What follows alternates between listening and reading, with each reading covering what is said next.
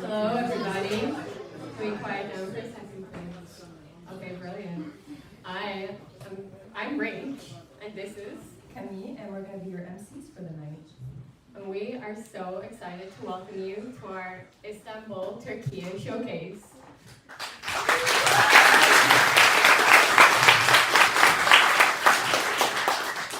For those of you who might be wondering, Think Global School is a traveling high school that visits 4 countries a year for every academic term. And during these terms, students are able to immerse themselves in the host country thanks to teacher-led modules as well as explore their own passions through personal projects. I'm so excited to introduce to you our first module. Our modules here at TGS comprise 60% of our learning and are led by our wonderful educators. The first module we have here in Turkey is our economics module, presented by Yana, Minahil, Sally, and Kamu.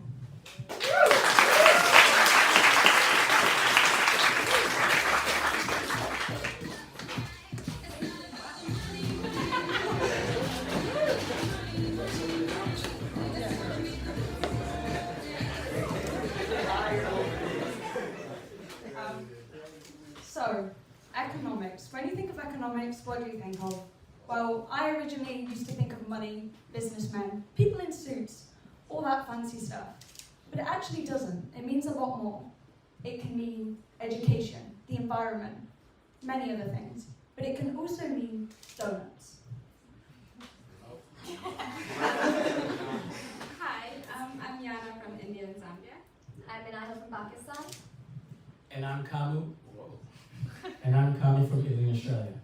I'm Sally from England. So the name of our module is called Lokma Economy. Lokma directly translates to donuts in Turkey, which means donut economics. So in our module, we focused on a new sustainable economics model called Doeun Economics, created by Kate Rayworth. And this is a sustainable economics module that focuses on allowing the country's economics to thrive while still keeping in mind the country's planetary bounds.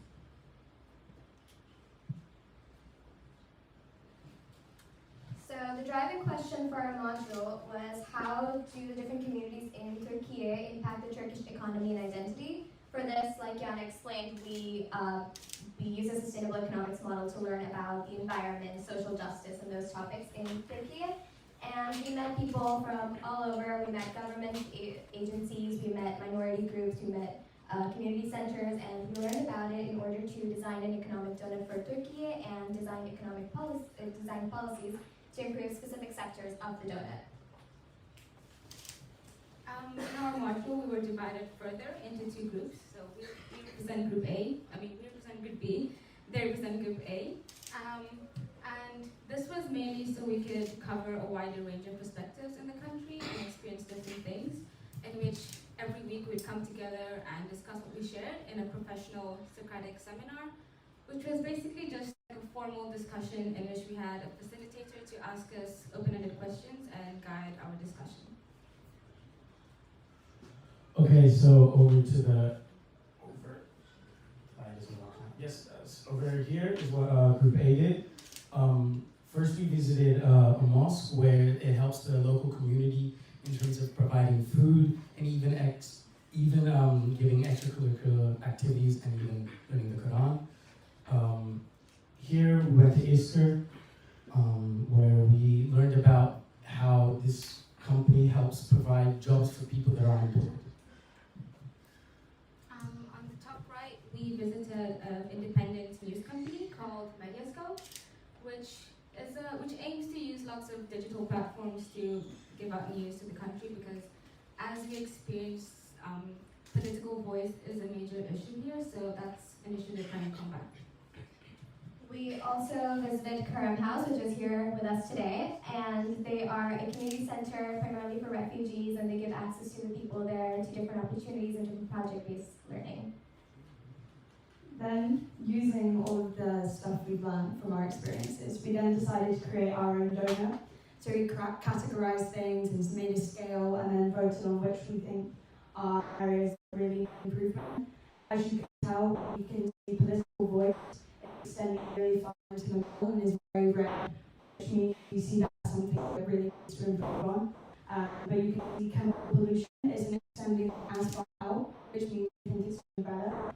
Obviously, we would like everything to be in agreement, so we decided to make policies and how we can help make things go outside of the room. So, like Sally mentioned, our main motive of this module was creating our own policies, which we think could improve the country's economy.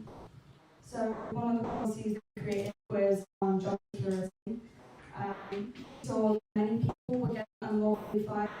For example, when we talked to a lawyer, he said that people were being fired from governmental jobs for simply being openly part of LGBT, and that it shouldn't be allowed. So we did more research into this, and we found that there's currently an article in place which suggests that people can't get fired for these reasons, but that's not being upheld. So we decided to make a policy that suggested specific reasons why you could get fired. You could only get fired for these reasons, these laws, and if you didn't, you could not be fired. Another policy looked at was political voice. And during our time here, we found out that many module experiences were shut down or even cancelled due to the fact that people were simply, expressing their opinion on the current government. So by changing the policy, make sure that everyone has freedom of speech and is able to post anything on the newspaper or social media without, getting put behind bars. The next policy is one we like to call the Let Women Live policy. One of our experiences involved us meeting a feminist group here in Turkey, and this really sparked our interest in gender-based violence and gender equality in the country. So this policy focuses on ensuring that women who have been victims of gender-based violence have a smoother process in receiving justice. And we wanted to do this by creating a special sector in the court system here that deals with these crimes. And the second policy we designed was about letting kids have the power to choose, because we like children and students having the ability to choose their own futures.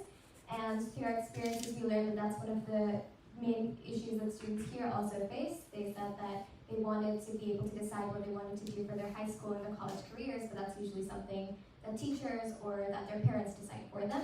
So under this policy, there would be after-school programs where children would learn about the opportunities that they have alongside their parents and teachers so that they could look at alternative paths for their future.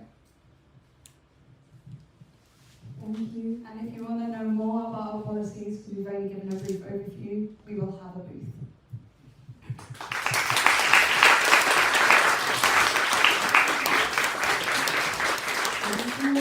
Module. I was never kind of donuts, but this one is really cool. Next up, we have another module that was quite out of this world. Please welcome Mehdia and Reach that are going to be presenting the astronomy module.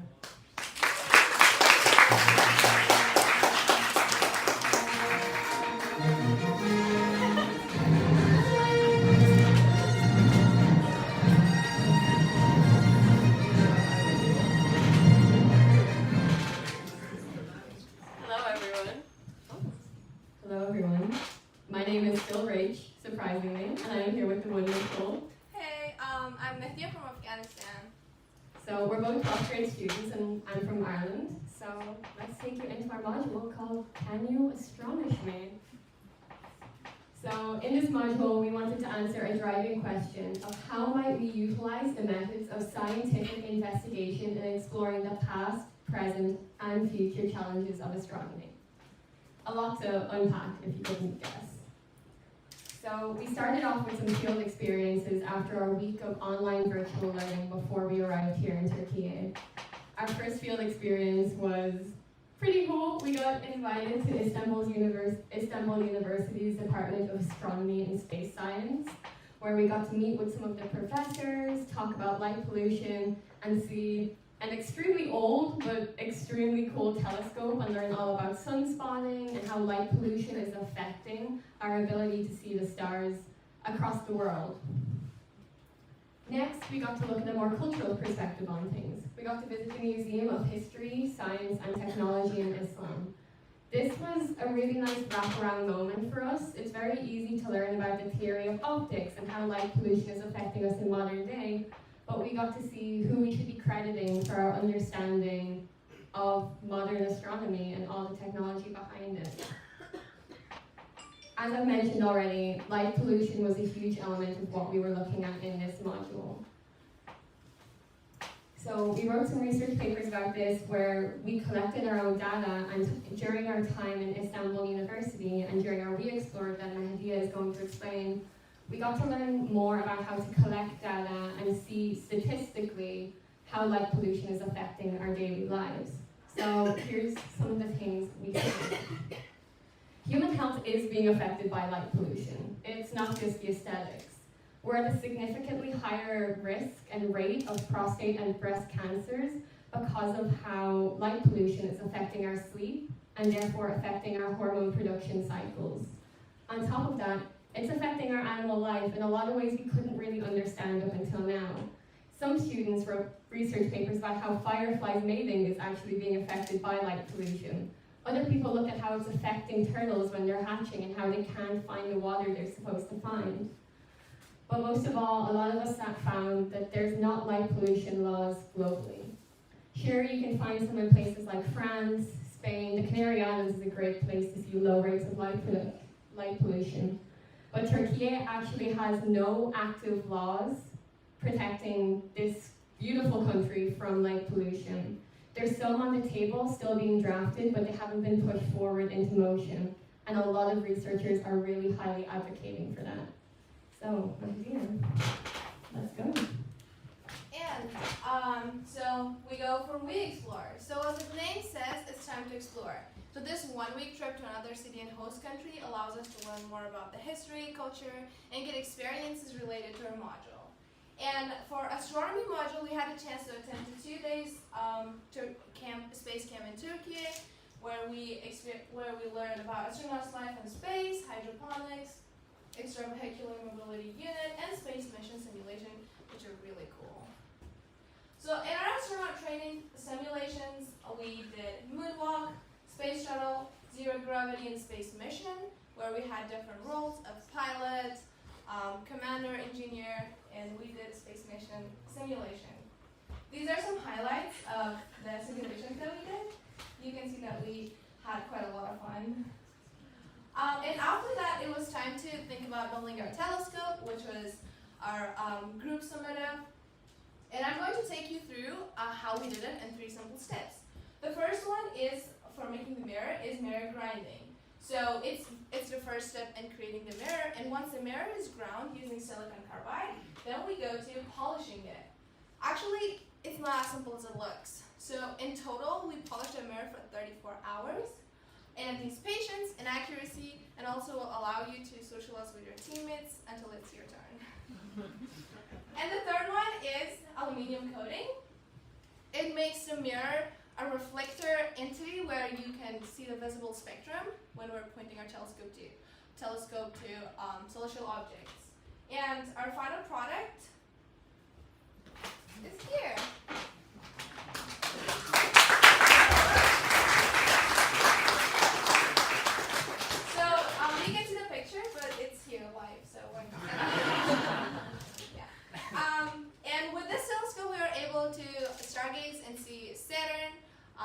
With the beautiful rings, and also Jupiter with its 4 moons in a line, which is really cool, and we're proud of ourselves for making it, and thanks from people who helped us get here. Thank you.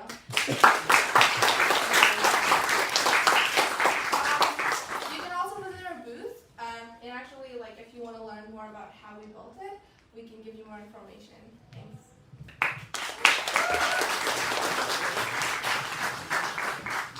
So we do have 3 telescopes in total, but since Mehdiya made this one with me, and it's the best one, we have it on stage. It's not even ours? Oh my god, anyways. I'm going to not be offended about that. I would like to introduce another module, our history module. As you can guess, Turkey has a lot of history. So I would like to introduce Max, Nico, and Chadi to talk to you all about their history module.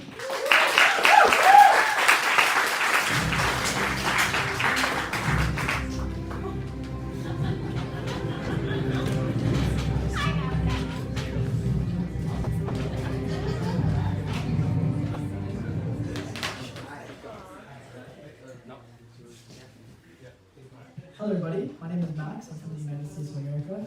I'm along with Chadi from Morocco. And Nico from Ecuador. during our time. You need to move it with two people. No, you can do it with one. Yeah, but you can just move it on one side.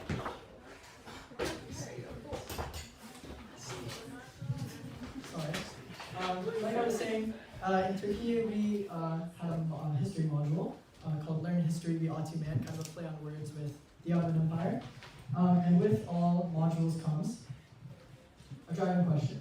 Our driving question is the question that guided us through our learning during our Turkey module.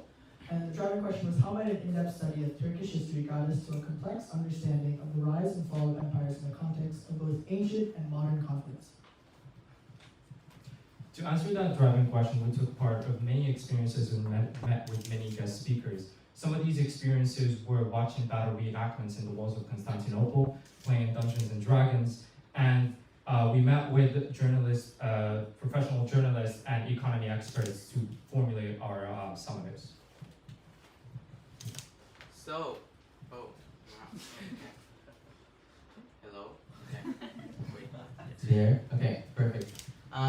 So, into that lens of fall and rise of empires, we were able to explore a little bit more into falls of empires in our We Explore, where we visit two iconic Turkey destinations, Cappadocia and Gallipoli. On our first destination, Cappadocia, we were able to horseback ride and ride ATVs, as you can see in the images, as well as play a simulation game with Nerf guns to kind of represent what battle was like. And with this, what we wanted to explore is kind of how battle looked like and different types of transportation within World War I. Then we headed to Gallipoli, where we were able to explore the streets of, it's very historic. We were able to visit military museums. We were able to visit live trenches from World War I, which you can see there. And basically during our visit here, we were able to see history not as a political way, not as an economical way, more as a humanitarian way. We were able to engage more with history and see the vulnerable side of it, which was very cool. So with every module project, we always like to show our work in a summative. Our summative project, these are some factors we listed. It's a physical presentation to kind of get you as a hands-on experience of what we actually did this term. We're looking at different factors of how conflict spread through lens of forecast, which is political, social, and economic. We also formulated our own opinion-based forecast based on the current and background knowledge of each conflict we had.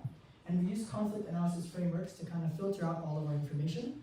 You might be wondering what a conflict analysis framework was and how this affected our module. So Chadi, what is a conflict analysis framework? Thank you for asking, Max. So to answer the question of to do a conflict analysis framework of each group, of each conflict, each group of in our module were assigned a conflict and were tasked to understand it. So for example, for our group, we had to understand the Myanmar conflict. Group B had to understand the Yemen conflict, and Group C were tasked to understand the Tigray War. The second step is gathering and analyzing information. So we explored sources and analyzed them, in addition to identifying bias. The last step was to create scenarios for formulate educated predictions based on deductions. Right, so our group is specifically focused on the Myanmar conflict, and here's a little taste on our summative. So basically, we explore the Myanmar conflict, and with that, we were able to, so to give you a little bit of context about the conflict, it's an ongoing conflict between the Burmese government and the people. Basically, the Burmese government is killing, torturing, and injuring a specific ethnic group in the country called the Rohingya Muslims. To more context into it, the government considers the state a predominantly Buddhist country, eradicating the idea of having other ethnicities and religions. and within there's a lot of political, economical, and social factors, as well as a lot of human rights violations like childhood malnutrition, social injustices towards women, and lack of medical care. So this is a little snippet of our summative. This is our summative of us predicting the best case scenario. For our forecast, the way we wanted to do it was predict the best case scenario and predict the worst case scenario. So these factors that you're looking at right now are what we would see the best case scenario in order for the conflict to dissolve and come to peace, with a political standpoint, an economic standpoint, and a social standpoint. I'm not going to go into it because if you'd like to learn more, you can visit us on our booth to see our project, the rest of our project, and other projects. On top of that, we did have someone online with us, Mahin, and they helped us a lot with our project. This is a little snippet of their website that they built, helping specifically our module, but also impacting other factors for other modules, or other groups within our module as well. So yeah, come see us at our booth. Thank you.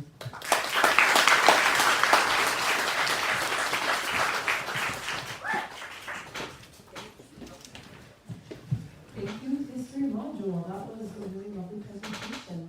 That also concludes our module presentations for Türkiye. But this term, our new students also created their first personal projects, and I am so excited to introduce Doeun, who will be presenting hers.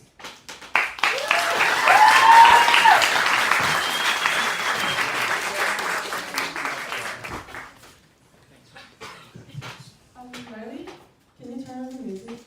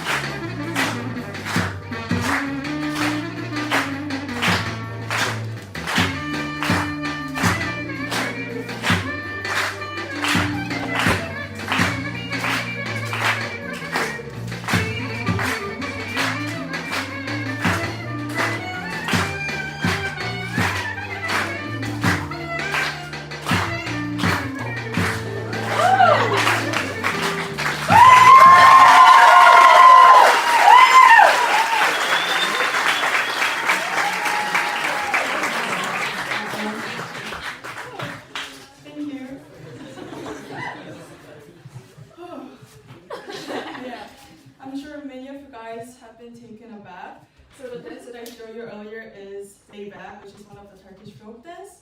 And now I'm going to present about my project and about the dance that I learned with the slideshow. So the title of my project is Learning Zeybek. The contents will be about my personal project and about the Zeybek and reflection. Before we dive in, my driving question was, what effect can I get on the audience by performing Turkish folk dance with the historical background? So for this project, I learned one of the Turkish folk dance, which is Zeybek, and I'm researching the historical backgrounds. So why I planned this project? The reasons are super simple. First reason is, I love to dance and I love to move my body. And the second reason is, we're in Turkey.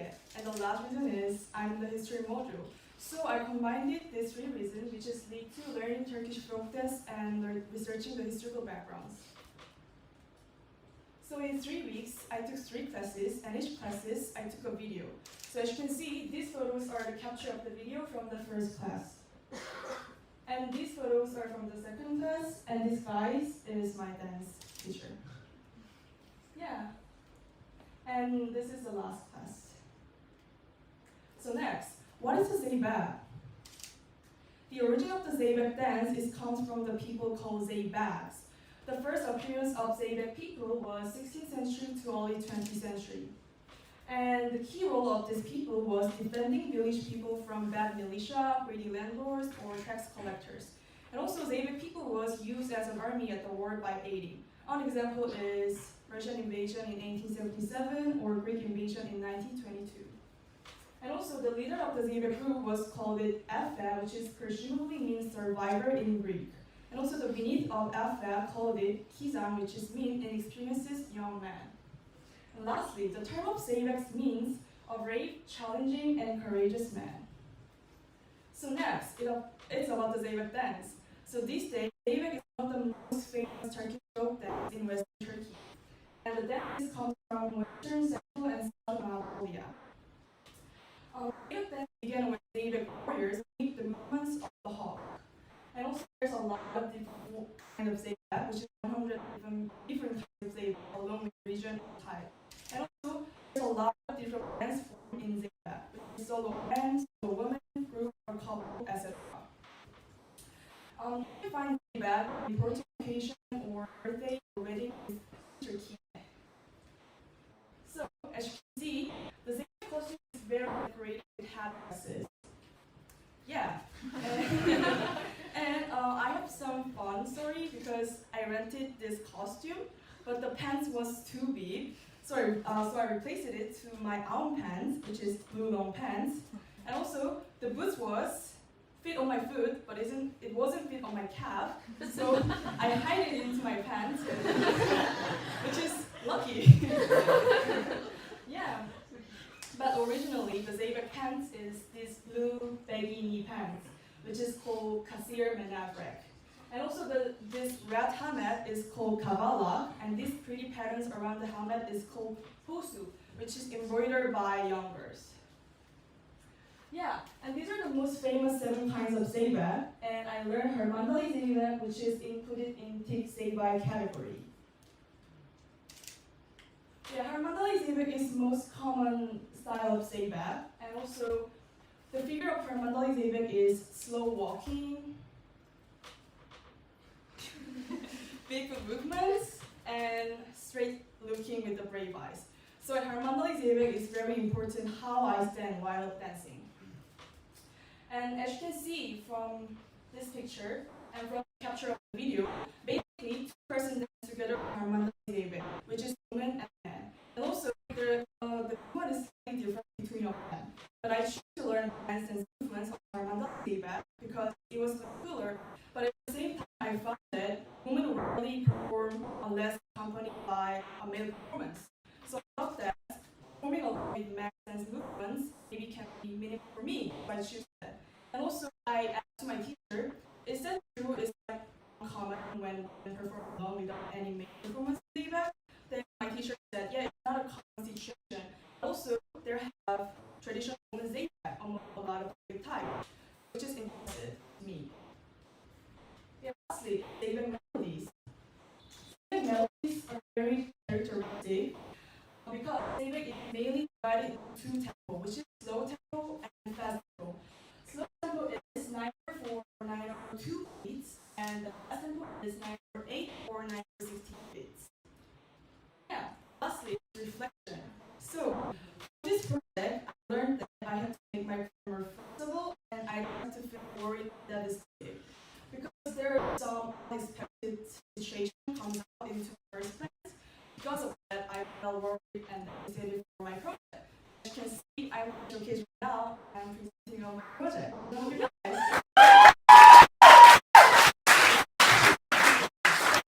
I learned that plans goes by somehow, but we have to make our plan more flexible and solid. And also, I realized that the reason that I'm doing my project is not only get the learning targets, it's also to dive into my interests and learn from the experience and share my knowledge and experience with students or anyone who wants to know. So when I realized that, I don't have to feel worried or devastated. And lastly, I was so glad that I can learn Turkish folk dance at Türkiye, which is amazing. And also, I learned that the biggest interest is not bringing enthusiasm in single moments, because dance was my biggest interest so far, but I wasn't always enthusiastic for my project. So I learned that it's important how I organize my plan and what kind of dance I learn and how I motivate myself. Thank you.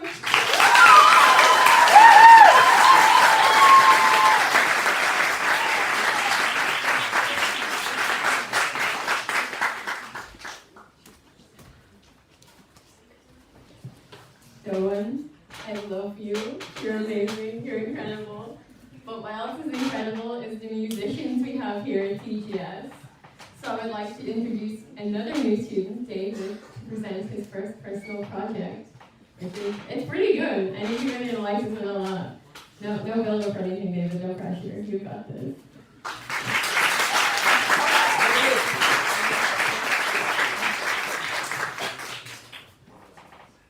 Alright, there's no music for me, but good afternoon, everyone. Good afternoon, everyone. I'm David, a grade 11 student here at TGS, and today I will be presenting my first personal project. Music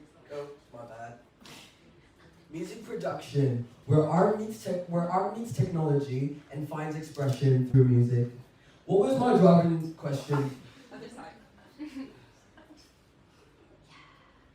What was my driving question for this project? How might I create a song that conveys intentional emotion while developing my music production skills?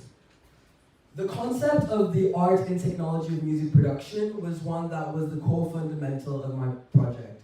It explains the concept of listening and creating music both emotionally and technically.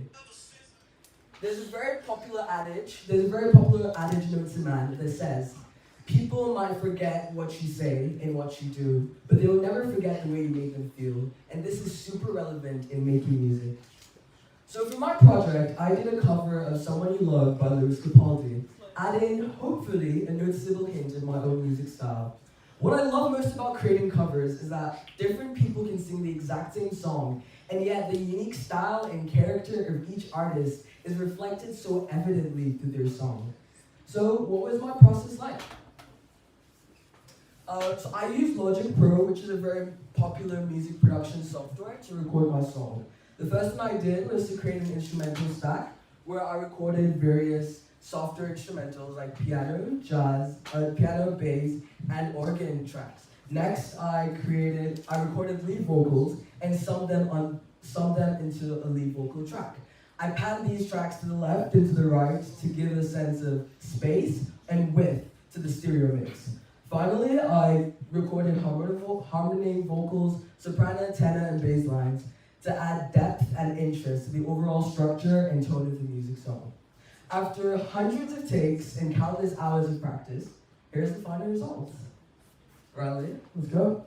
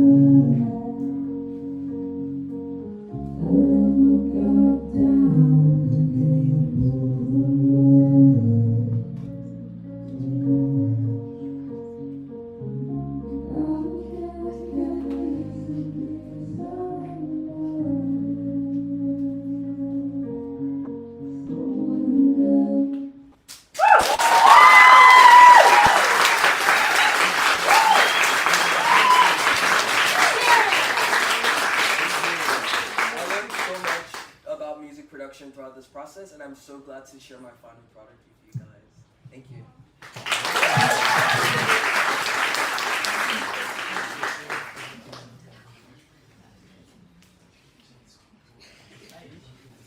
David, your cap's on.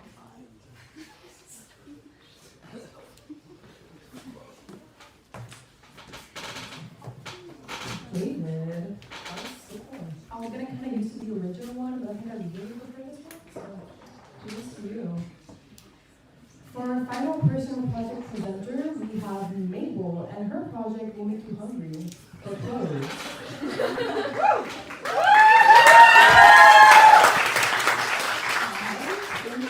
Figure out how to use this game. Yay! All right. Hello? Okay. So my first personal project. Wait, I'm Mabel, by the way. Okay. My first personal project was making a dress out of sugar. So my driving question was, how can I create a wearable dress out of sugar? And basically, I got this idea maybe 3 years ago. I was watching a cool Netflix show, and there were these people making clothes out of food, and I was like, you know what? I could do that. I want to do that. So I wrote it down, and I put it in my bucket list, and I never got around to it until this term. So yeah. Basically, I first had to figure out how to make sugar into something that could form a dress. So I came across isomalt, which is basically a beetroot sugar. And it looks like that, and it gets very hot when it is cooked. Approximately 333 degrees Fahrenheit, and I don't know what that is in Celsius, which is embarrassing.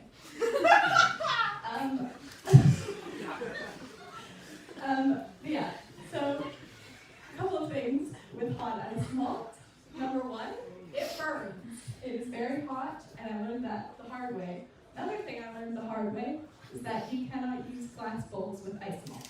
So, 2 little tidbits for you there if you ever find yourself working with it.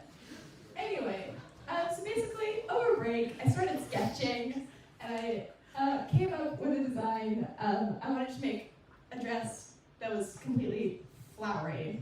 So it was composed of flowers. Yeah, you'll see how this went. Okay. So basically, on my first practice, I just wanted to figure out how to cook isomalt and how to work with isomalt because I had never come across it before. I didn't know what it was.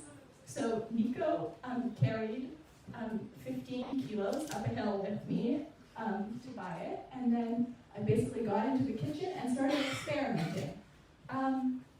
And yeah, on my first practice, I made different colored lumps, but this was useful for future practices. Anyway, continuing. Then I started making flowers, and well, yeah, these are the first flowers I made. So how you make flowers, here's a funky picture. How you make flowers is basically you have to cook the isomalt first, and then you get to color it, and then it goes in an oven for a little while, so there's no bubbles. And then you have to pull the isomalt, which is why I'm wearing so many pairs of gloves. And yeah, basically you pull it so that it becomes a uniform color and texture, and then you can shape it into petals here, and then it becomes flowers when you stick them together. So these are more flowers I made the second time around. As you can see, I'm improving here. So now I was like, okay, I got making flowers under my belt. Let's just go for the dress. So here is Yana. Yana, you are a gem. You are a legend. Yana stood here for 5 whole hours while I stuck sugar on her. Thank you, Yana.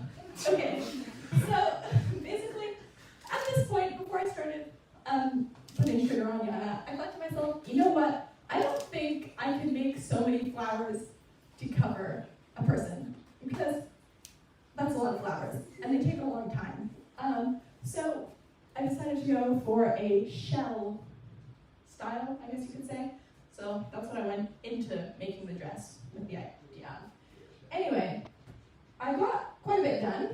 Here's some of the back. And then I was like, oh gosh, it's been an hour. Poor old Jana's gonna have to sit down at some point.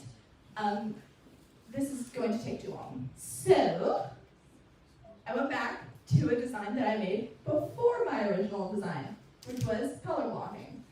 And I thought to myself, you know what? I can do this. This is doable. It's gonna take, it's not my original idea, and it's gonna take long, but it's not gonna take as long, and I could accomplish this.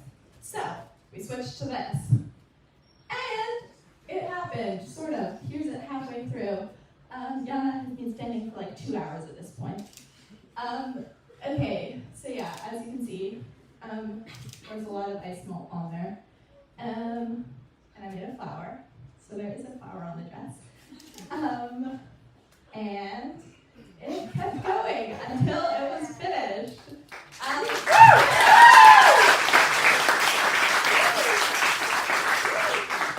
So yeah, final thoughts. Okay, there's me sticking out. Ice malt on Jana. Okay, so basically, ice malt is hot. You can make a whole bunch of cool things out of it. And it hurts when you burn yourself. Okay.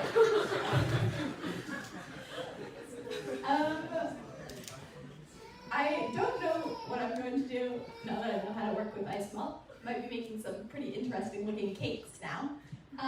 For those of you who are wondering if the dress is still intact, it is not. We had to take it off of Jana, and that was a process in itself. But yeah, that was my first personal project, and thank you for listening.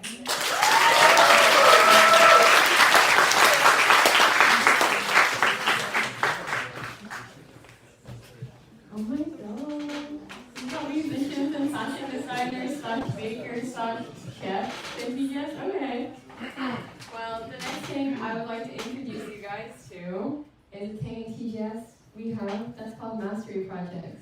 So a mastery project, it's pretty similar to a personal project. Personal projects are usually shorter frame, but a mastery project is usually a year-long project.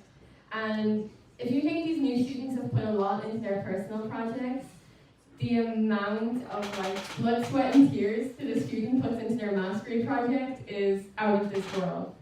So I'm very happy with the example we have to show you of what it means to be so passionate and so knowledgeable about a mastery project, which is why I would like to invite Chadi up here to tell us all about his amazing work.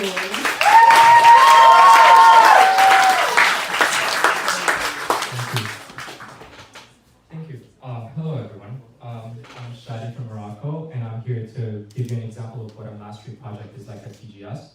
I love movies, and I thought that for a mastery project, I should make a film. So the title of my film is The Last Shot. My driving question is, how can I explore identity through filmmaking? The idea of this project came to me when I was doing a personal project in Greece with my mentor, Adnan.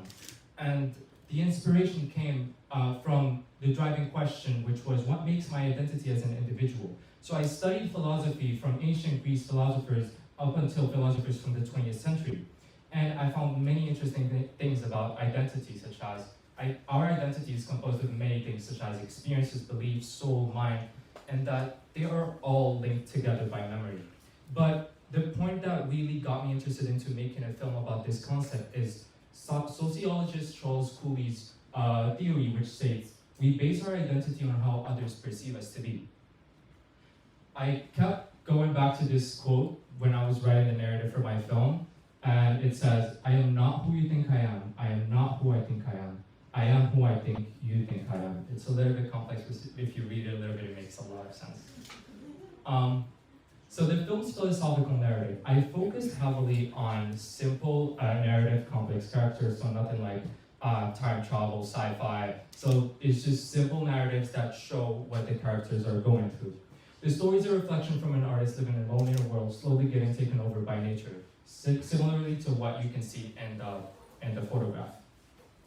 With absolutely no one around him, he survives and continues to make art. The questions that I want to answer with this film are, who can he base his identity on if there is no one around him? And why make art if there is no one to appreciate it? So to make that film, I set for myself learning goals, which we call here in TGS Advanced Inquiry Targets. So mine were cinematography and editing. I wanted to use the art of cinematography to showcase the emotions through imagery, so that includes camera lenses, composition, and I wanted to use editing to create the right rhythm and pace of events for the narrative. These are my steps to learn in cinematography, so I set myself the focus of focusing heavily on motion pictures, the phrase motion pictures and moving images. I learned how to critique and how to critique the works of great artists, and I emulated those artists and understood the 7 main elements of art and chose a main visual style for my narrative. So this is an example of a critique. Something that I want to point out here is that so far, except from this photograph, all the pictures that you have seen are taken by me, and each photograph has a specific intention behind it. So the intentions are basically like, I want to emulate this artist and I want to evoke this specific element. So I want to showcase it, whether that is with composition in general, or lines, or shape, or form. And this is an example of how I learned from an artist and a photographer named William Eggleston. So William Eggleston is a photographer who, his philosophy on taking pictures, he wants to showcase mundane, everyday subjects and highlight them through color. And I understood that philosophy and I tried to emulate it, and this was the result. So I took a picture of a scooter, which I'm pretty sure all students have been seeing here every day, and I tried to highlight it through colors. One of my experiences to understand in cinematography is watching The Godfather in cinema. That was a dream come true. And I analyzed the cinematography of Gordon Willis in the film, and through heavy research, I found out that he was inspired from Caravaggio paintings. So I got very inspired, and I wanted to emulate that style, and this is the result. I painted by light and made my subject emerge from the darkness. Thank you, Rachel. Thank you for letting me.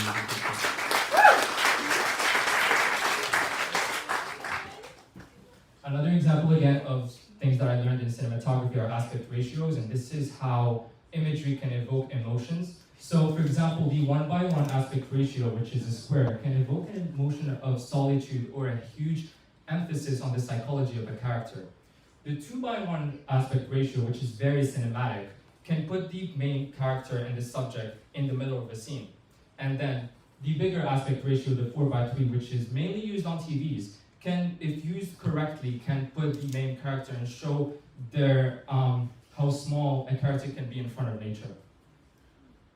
So what's next for me? Some of you might be wondering that my mastery is a film that I've been focusing too much on photography, and that is where the focus on motion pictures or moving images comes in.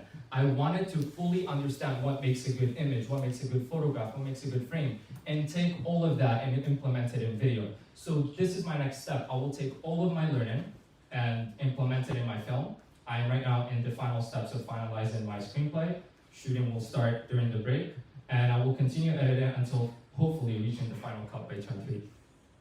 Stay tuned to watching the trailer teaser for The Last Shot, and thank you for listening.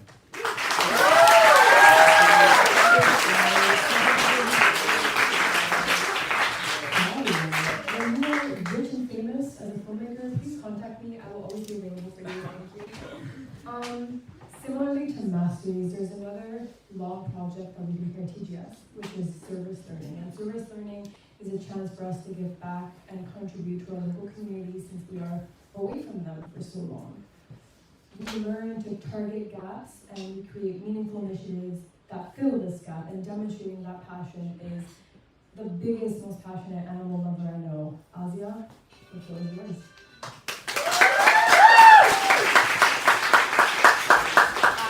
I'm Asja and I'm from Bosnia.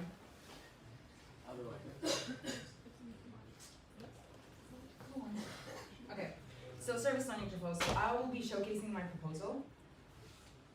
So proposals at TGS are for the bigger projects such as masteries and service learnings, where we present our idea and how we want to showcase it to the panel, and they approve it or not. And then after finishing this project, we defend it. So I chose to work at an animal shelter, and I'm passionate about this. I want to be a vet when I grow up, so this was perfect for me to explore this passion further. And I find pleasure within animals rather than humans. So what is the problem? So NGOs in Bosnia have a problem organizing crowdfunding or receiving donations through PayPal because the laws in Bosnia do not stipulate rules related to mental matters. Because of this, needed funds are non-existent. I'll explain this more in this diagram. So we have an officially registered association for sheltering animals that have a Traces license. The Traces license gives the shelter ability to get dogs adopted in Western Europe as well as Eastern Europe. Next, we are addressing all local authorities about needed funding, but we're always rejected. Why are we rejected? Because they're competing with public campaigns for refugees that come into Bosnia, for people in poverty, etc. And then dogs are getting adopted even though they have a Traces license. So what is the solution to this problem? We found 3 strategies to ensure the funds. So a pool of regular donors internationally, building up our social networks, free marketing, and getting connected to shelters outside of Bosnia and Herzegovina through the Traces license. So from our first-hand experience that is very needed for these types of projects, me and my brothers actually found this dog, Stella, that we took into the shelter, and they told us we can't take her in, we don't have space. So they told us to foster her and to try to find a family that could take her in. We fostered her for about 2 months during our summer break, and then we found a family in the Czech Republic where she lives now. So how will I know I succeeded with this project? The aim is to build a pool of at least 50 loyal individuals around Europe that will donate monthly about 10 to 30 Bosnian marks, which is about 5 to 15 euros, and promote the shelter through social networks and use the Traces licenses to get at least 3 dogs adopted. So my timeline, during my break before coming here in this term, I was reaching out to the shelter, meeting the founders and volunteers to see exactly where I can fit into the shelter and how I can help them. During break 2, I'll be working hands-on. I will be working at the shelter, promoting the shelter through their social media, and connecting with shelters internationally. And during 3, I'll be wrapping this project up, preparing for events and testing. I will continue this project even after TGS because I'm taking a gap year, and it's a perfect opportunity to explore this even more. Thank you.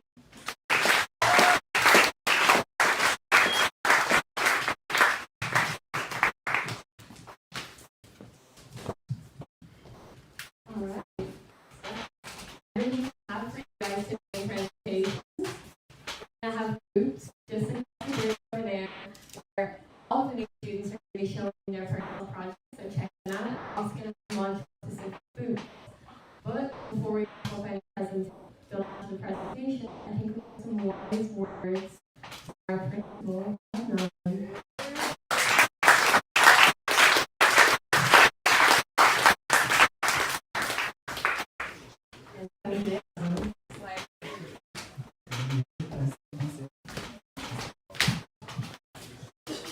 Hi everyone.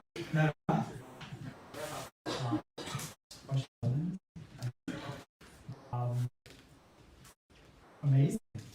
As every showcase, I stand up here in awe of everything that you've done and the work that you put into your modules, into your personal projects, the masteries and the service learning, and every other project and piece of work that you have done at this school.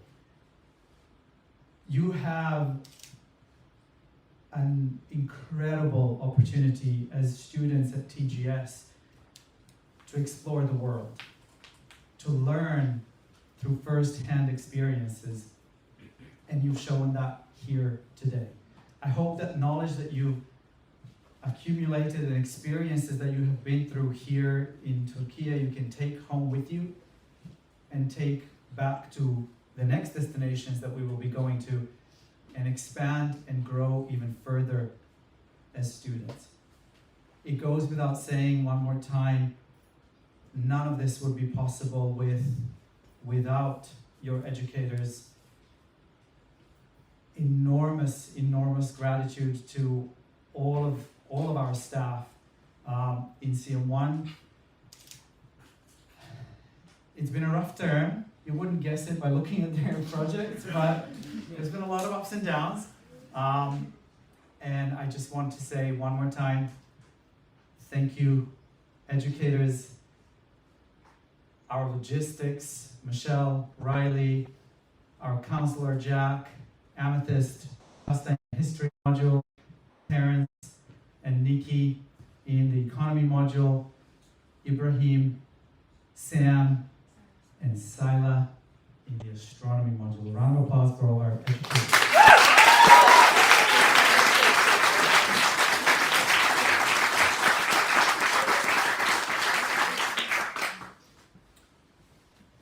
I'm not sure if there's a proper thank you to everyone else, but I'm going to mention Arda here as well. I hosted a session.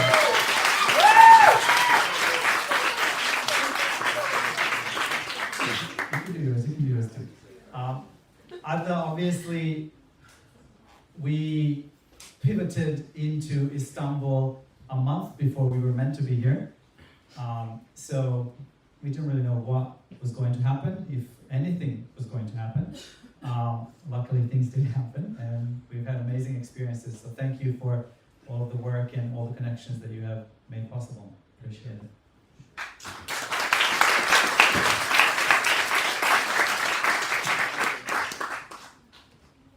Finally, tonight is about students. I hope that you take the time as you go across the bridge.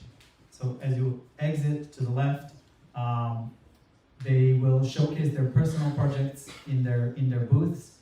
Ask them a lot of questions. Quiz them. Ask them why. Ask them to tell you about their successes and challenges. And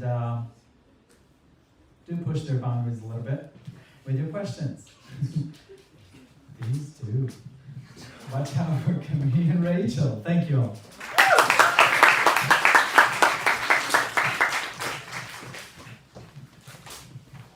Hey, well, you just stole your thunder, but you know, you really stole my thank you, but I had to do it again, regardless. So first of all, thank you to our host city specialist, Anna. Yeah, you already said that. But yeah, thank you for making a lot of our experiences possible. So if you could come up to the stage.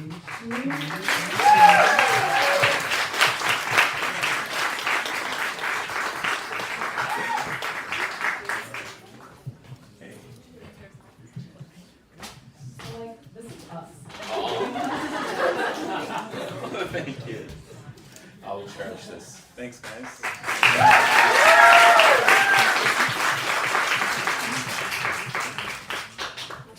So I have a thank you for the perhaps angels at the Rodeman who have put up with. Oh, they're not even here. They're here. No. Oh, they're not here. But anyways, let's say thank you to them because we can be little nightmares sometimes. If you can't picture what it's like sharing a hostel with 30 different teenagers, and it's interesting. We're good most of the time, but that's most of the time. So we also have more pictures for them, so they can get that eventually. Because who doesn't want a picture of us? There we go. We also have another thank you to the Kira Tane workspace that we hoarded for like the past 2 months. Thank you so much. Your Wi-Fi literally saved us. I was able to download so many things. So if you can come up to the stage, so we can also give you a picture of you, of us, sorry.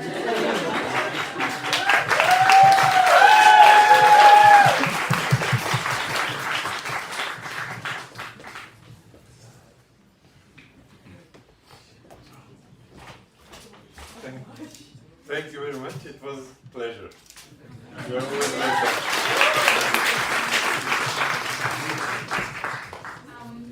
I'd like to say thank you to Bud. I don't know if he's here. Oh no, he's not. Okay.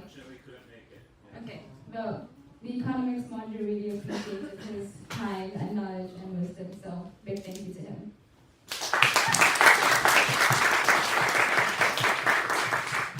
And also, on that note, on behalf of the Astronomy Module, we really wanted to thank Bashar and Or Hoja, who I'm pretty sure are not here. But we really want to thank them because they were so cool and so knowledgeable, and they were really amazing. So thanks to them.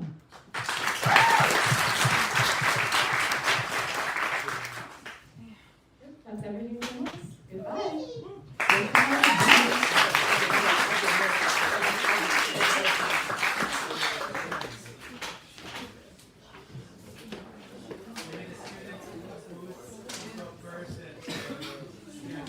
have a